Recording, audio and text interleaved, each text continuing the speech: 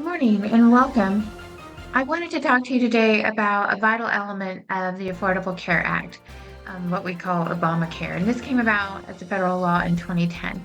And it talks about extending dependent coverage up to age 26. So let's jump into what this means financially and socially and consider its broader implications.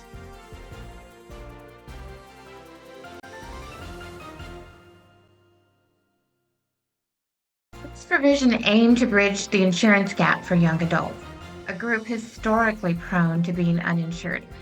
Here are some key dates in the implementation of this federal act. So, March 23rd, 2010, President Obama signed the ACA into law.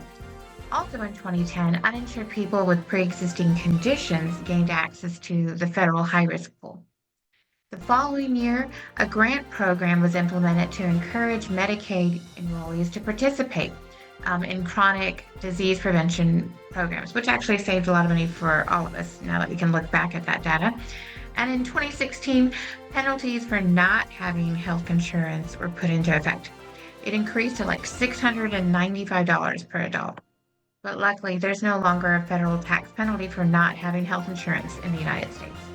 The shared responsibility payment or mandate was eliminated in 2018, and the legislation took place in 2019.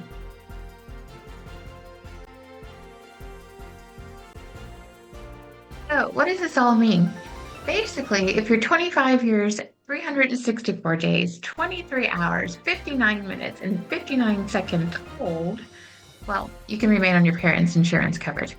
But at the stroke of midnight on your 26th birthday, you're dropped from that coverage. So happy birthday to you.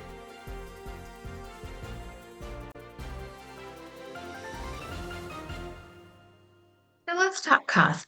Extending coverage to young adults can feel a little bit like you're not able to manage it because premiums have increased for families. Let's face it, insurance is expensive. Insurers need to account for potentially higher medical costs, and more individuals come under the umbrella of insured persons. So family premiums might see a slight rise.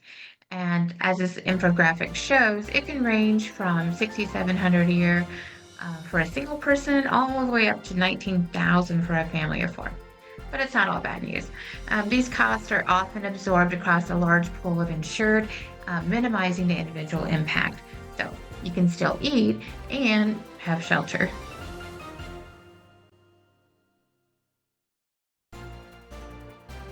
On the flip side, the benefits are substantial. It decreases the number of uninsured young adults, reducing the strain of uncompensated care on healthcare systems.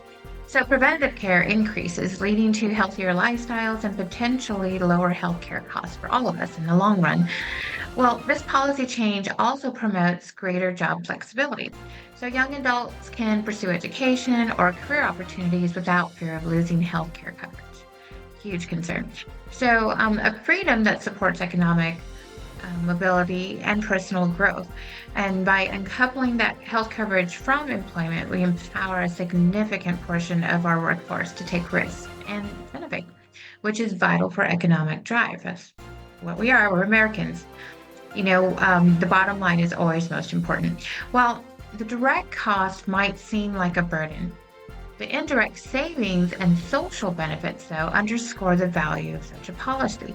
It's not just about healthcare coverage. It's about creating a safety net that supports the well-being and ambitions of young adults.